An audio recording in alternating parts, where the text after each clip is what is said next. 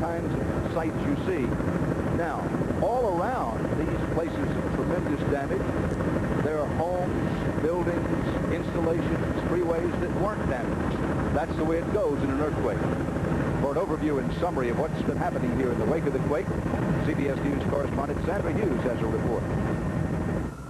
Overnight, the sky was lit by a fireball, touched off by one of the hundreds of aftershocks.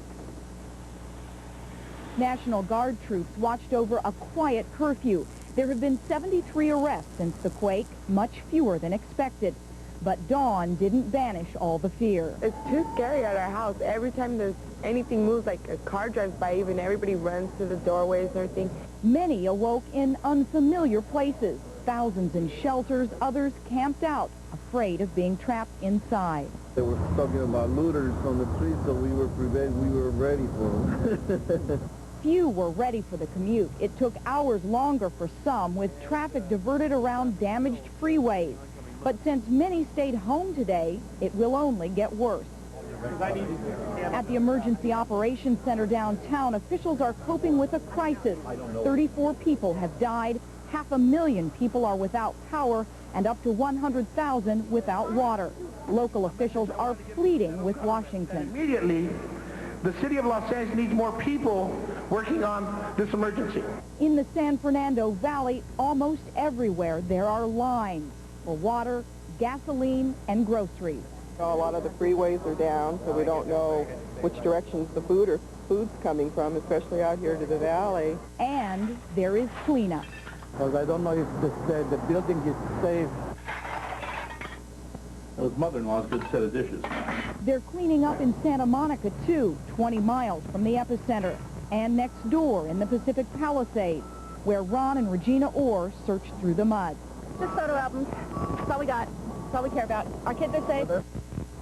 And as if the traffic isn't bad enough, police say tonight sightseers are jamming some of the roads in the San Fernando Valley area. It is causing gridlock and it's blocking access for emergency vehicles. Dan? Sandra, what about the curfew that's in effect the second night? Well, late this afternoon, officials did extend that dusk to dawn curfew, so really those sightseers would be in violation of the curfew. Thanks, Sandra. Back behind me here, this is what's left of the Santa Monica Freeway at Fairfax Avenue. They've started to clear out the debris, try to rebuild what was one of the busiest freeways in the world. They're working under the arc lights. Part of this is the federal government out of Washington wanted to put some money in quickly so symbolically people would see that work to repair what has happened would be starting immediately. But this gives you some idea of how long it may take, how much of a traffic nightmare there's going to be, and what positively and negatively the effect is going to be for a long while on this whole area's economy. Now, the earthquake has taken its deadliest toll at an apartment building in the San Fernando Valley. Residents were crushed when the building collapsed on them as they were sleeping. CBS News correspondent Vicki Mabry was on the scene today when rescue teams officially ended the search for victims. The 16th and presumably last body was carried from the wreckage of the Northridge apartments early this afternoon. In our opinion, we have checked every void space and place that we think there could possibly be a victim. Rescue teams with specially trained dogs spent more than 24 hours searching for victims, dead or alive. The search is officially over. The earthquake was so strong it collapsed second and third stories down onto the first floor, where most of the victims were found.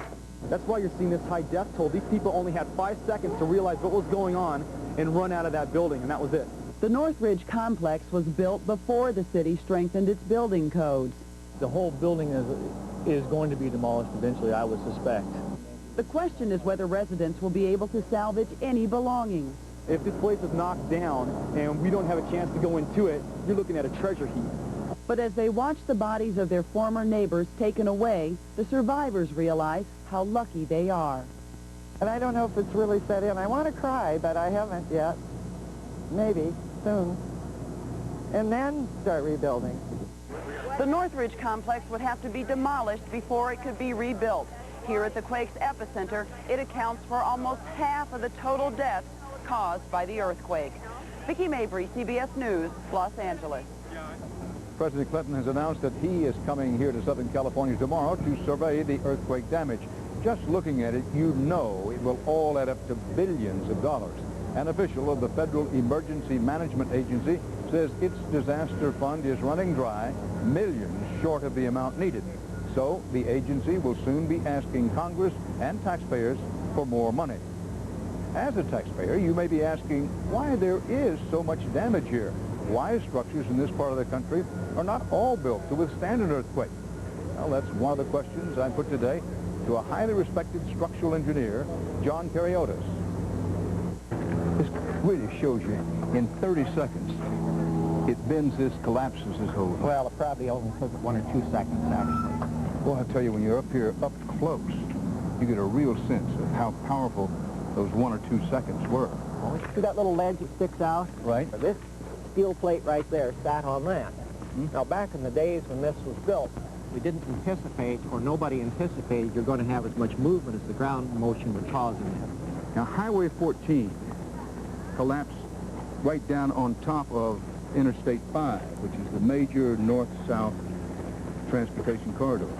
Same thing happened there? No, that was a different situation. The problem there is actually a different kind of thing. If you notice that one case where the column is standing up, the columns didn't fail, the bridge deck did.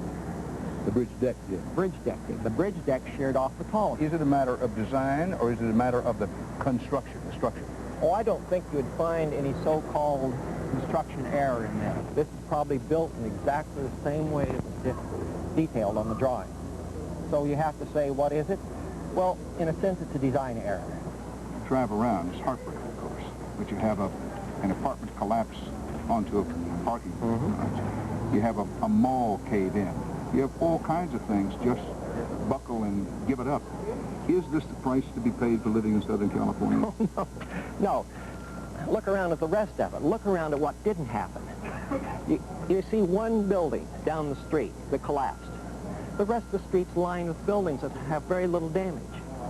So are we doing a good job? You're darn right we are. Because all those buildings that essentially didn't collapse was a matter of success. And many of them have no damage whatsoever. Governments, federal, state, and local, will pay to rebuild the infrastructure damaged or destroyed by the earthquake. Homeowners, on the other hand, are on their own unless they have earthquake insurance. And as correspondent Bill Whitaker reports, unfortunately, most do not. As L.A. digs out, the magnitude of the tragedy is sinking in. Everything's gone. Thousands of individual tragedies adding up to one of California's worst catastrophes, already being compared to the big '89 quake in San Francisco, which caused $7 billion in damage. We've had the fire, the flood, and now the earthquake. I guess next is the locust. Insurance companies are gearing up to handle the flood of claims. 200 calls to this farmer's insurance office every hour. Oh, you were looted also?